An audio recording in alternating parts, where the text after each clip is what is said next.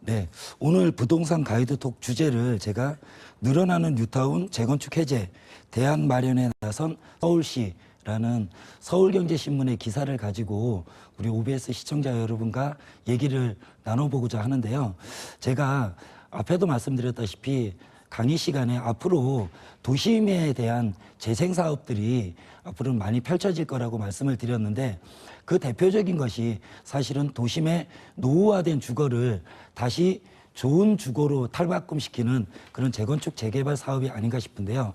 이런 쪽들이 개발을 하고자 하는데 지금 사업들이 잘 진행이 안 되는 쪽들이 많이 있습니다. 그런 쪽이 서울에서도 곳곳이 지금 속출하고 있는데요. 그런 원인들이 무엇인지, 그리고 그에 대한 정부의 대책은 어떤 것인지, 그 부분에 대한 기사 내용을 가지고 한번 지금부터 OBS 시청자 여러분과 얘기를 나눠보도록 하겠습니다. 서울경제신문의 기사 내용에서 제일 먼저 실린 게요. 서울 자치구별로 정비구역 해제 현황이라는 도표가 나와 있습니다. 여기서 보시면은요, 서초나 강남, 송파 세 곳에는요 정비구역이 지정되었다가 해제되는 지역이 거의 없습니다.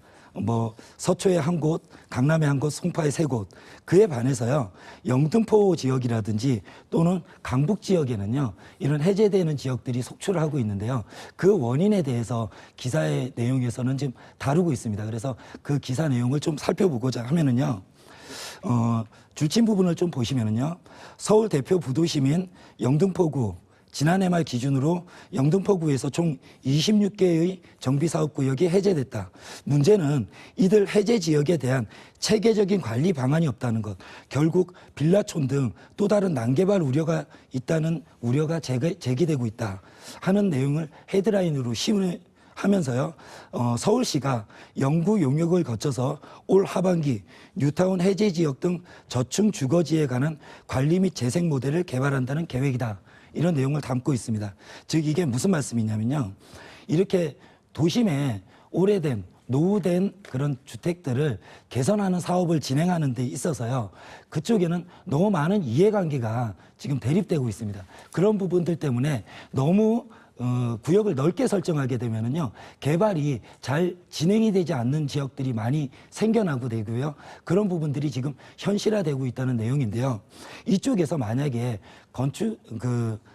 정비구역이 해제가 되게 되면은요, 그렇게 되면은 정비구역에 지정이 되면 일단은 제일 먼저 하는 게 건축 허가가 제한이 됩니다. 그렇기 때문에 새로운 건축물들이 들어오질 못하게 되는데요. 이 부분이 해제가 되면은 새로운 다시 건축물들이 들어올 수 있기 때문에 이쪽으로 들어올 수 있는 건축물들이요, 사실은 다세대 빌라나 그런 쪽으로 많이 들어오기 때문에 난개발이 우려가 된다는 거죠. 그렇기 때문에 체계적인 도심 관리를 위해서는 서울시나 또는 정부의 입장에서는요, 이에 대한 개선 방안을 낼 수밖에 없다는 그런 내용을 담고 있습니다. 그래서 그 다음 내용을 보시면은요, 뉴타운 지역이 해제된 것을 가보니까 서울시에 따르면은 지난해 연말 기준으로 서울 지역에서 뉴타운을 중에서 절반가량이 정비사업을 포기했다고 나오고 있습니다. 그리고 그것을 지역별로 나눠보면은 영등포구에서 총 26개의 구역이 사업이 중단돼서 서울 시내에서 가장 많은 중단의 양을 보이고 있고요. 그에 반해서 강남구, 서초구는 단 한 건씩으로 용산구와 함께 정비사업 지정 해제가 가장 적은 것으로 집계됐다. 이렇게 내용을 담고 있는데요. 그 이유가 뭘까요? 그 이유에 대해서 여기서 다루고 있어. 보시면은요, 재개발 재건축에 이렇게 나오고 있는데요. 정비사업구역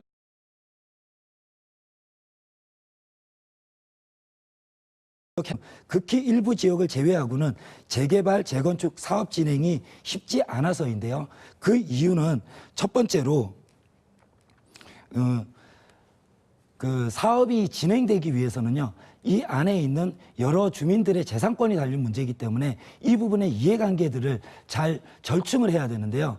그 부분에 있어서 영등포구 같은 경우에는요, 상가 부도심이다 보니까 상가 밀집 지역이 굉장히 많습니다. 그렇게 되면은요, 노후된 주택을 가지신 분들은요, 개발이 되어서 노후된 주택이 아파트로 마련이 되면은 자기의 주택의 가치가 많이 늘어나게 되는데요.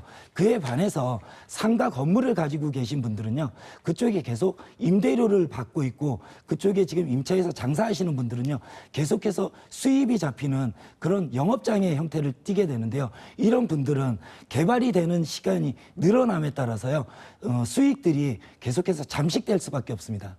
그런 부분들에 대한 이해관계가 계속해서 대립이 된다는 그런 내용을 지금 담고 있고요.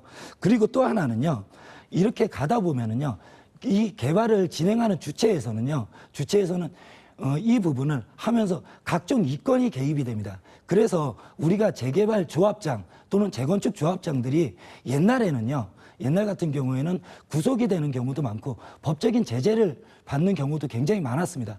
그러다 보니까 주민 간의 이견이 발생하게 되고요. 그런 것들이 갈등이 이루어지게 되면 법에서 어떤 충족되는 요건들이 진행되게 됐을 때는 빨리 개발이 진행될 수 있는데 이런 주민들의 갈등이 해소가 안 되다 보니까 개발이 계속 지연된다는 그런 내용을 담고 있습니다. 그런 내용에서 그러면 정부의 입장에서는 이런 낙후된 도심을 계속해서 방치할 수는 없습니다. 그런데 또 이렇게 구역을 좀 넓게 지정을 해서 뉴타운, 재정비 촉진지구 이렇게 만들어서 도심을 재생시키려고 하다 보니까 이해관계가 엇갈리다 보니까 사실 계속해서 그 사업이 지연되는 경우가 있는데요. 그렇기 때문에 지금 서울시나 또는 정부에서도 이에 대한 방편들을 마련하고 있습니다. 그 내용이 가로주택 정비 사업이라는 건데요. 가로주택 정비 사업이라는 것은 뭐냐면 미니 재건축이라고 보시면 됩니다. 그래서 전체적인 뉴타운 지역이라든지 또는 재개발 지역을요, 좀 축소시켜서 그래서 주택들이 많이 모여지는 그런 쪽을 중심으로 해서 1만 제곱미터 이하의 소규모 재건축 재개발을 가져가겠다는 그런 내용인데요. 그런 내용의 중점은요, 주민들을 조금 줄이게 되면은요, 이해관계가 대립되는 부분들을 좀 줄일 수 있고요. 그렇기 때문에 도심 재생을 하기 위해서 개발이 좀 더 빨라질 수 있다는 그런 내용을 담고 있습니다. 그래서 가로주택 정비 사업 등이 대안으로 부상되고 있다는 내용을 담고 있는데요. 해제 지역의 대안으로 등장하고 있는 것이 소규모 미니 도심 재생 사업으로 불리는 가로주택 정비 사업이다. 서용식 주택 수목 건축 대표라는 분은 노후화가 극심하지만 사업성이 떨어져서 재개발 재건축 사업이 추진이 어려워지고 또 그에 대한 이해관계가 대립됨으로 인해서 재개발 재건축 사업이 계속 지연되는 이런 부분들을 막기 위해서 좋은 대안이 가로주택 정비 사업이라는 내용을 담고 있고요. 실제로 전국 가로주택 정비 사업 1호인 서울 중랑구 면목동 사업장의 경우에는 그런 개발 사업들이 굉장히 빨리 진행되어서 지금은 이제 조합 설립을 이루고 나서 2년 만에 분양을 앞두고 있다는 그런 내용을 담고 있습니다. 그래서 정부 역시도 미니 도심 재생 활성화 사업을 지원하는 그런 요건들을 갖추고 있다는 내용인데요. 국토부에서는 가로주택 정비 사업을 기존의 도시 및 주거환경정비법, 즉 우리가 도정법이라고 얘기를 하는 거죠. 도정법에서 분리해서 소규모 주택정비특례법을 제정해서 운영하겠다고 밝히고 있습니다. 즉 이게 무슨 말씀이냐면 결국은 이렇게 사업이 계속 지연이 되다 보니까 정부에서도요, 빨리 이 부분을 도심 재생을 실현시킬 수 있는 이런 대안들을 법률적 규제를 만들어서 법률적 정책을 만들어서 풀어주겠다는 그런 내용을 담고 있습니다. 그런 내용으로 봤을 때요, 결론적으로 입장에서 뉴타운이나 이런 쪽에서 해제되지 않는 지역을 위주로 투자를 할 필요, 그런 내용을 이유는 사업성이 나오지 않든지 또는 사업 기간이 길어진다든지 이렇게 되면요, 정비구역이 해제될 수가 있고요. 그런 쪽에서는 사실은 새로운 좋은 주거단지들이 나올 수 있는 가능성이 줄어들게 됩니다. 그렇기 때문에 우리 OBS 시청자 여러분께서도요, 이런 나쁜 악재들을 딛고도 계속해서 추진이 되고 있는 뉴타운 해제가 되지 않는 지역들은요, 앞으로 개발이 좀 더 가속화될 수 있다고 그렇게 느끼시면 되기 때문에 이쪽에는 투자에 대한 포인트가 잡힌다고 볼 수 있고요. 그리고 서울 도심 노후주택지구는 해제되더라도요, 지금 금방 말씀드렸다시피 정부에서 어떤 정책을 쓰든지 간에 도심에 있는 노후된 주택단지들 개발하려는 노력들을 하고 있습니다. 그렇기 때문에 만약에 해제되는 지역에 어떤 투자를 하셨더라도요, 계속해서 그쪽에 대한 개발이 지속될 수 있도록 개발에 대한 압력을 받을 수밖에 없기 때문에 이런 쪽에 조금 눈여겨보시고 투자에 대한 대안을 삼아보시는 것도 좋을 거라고 생각이 듭니다. 지금까지 부동산 가이드 톡이었습니다. 네, 호재가 있다고 해서 성급하게 투자에 뛰어서는 안 되겠다는 생각이 들었습니다. 그러기 위해서는 체계적인 투자 포트폴리오부터 짜야 하는 게 필요할 텐데 세미나에서 관련 내용 도와주신다고요? 네, 제가 저번 주 월요일 강의에서 자산 포트폴리오에 대해서 말씀을 드렸는데요.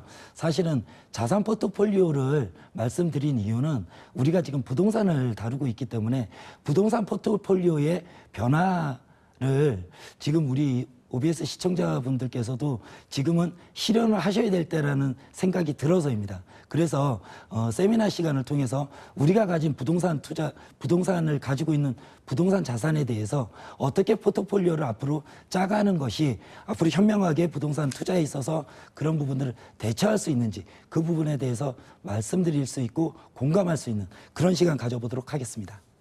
네, 뉴타운 재건축 해제 대안 마련에 나선 서울시의 기사 자세히 살펴봤습니다. 지금까지 부동산 가이드 톡이었습니다.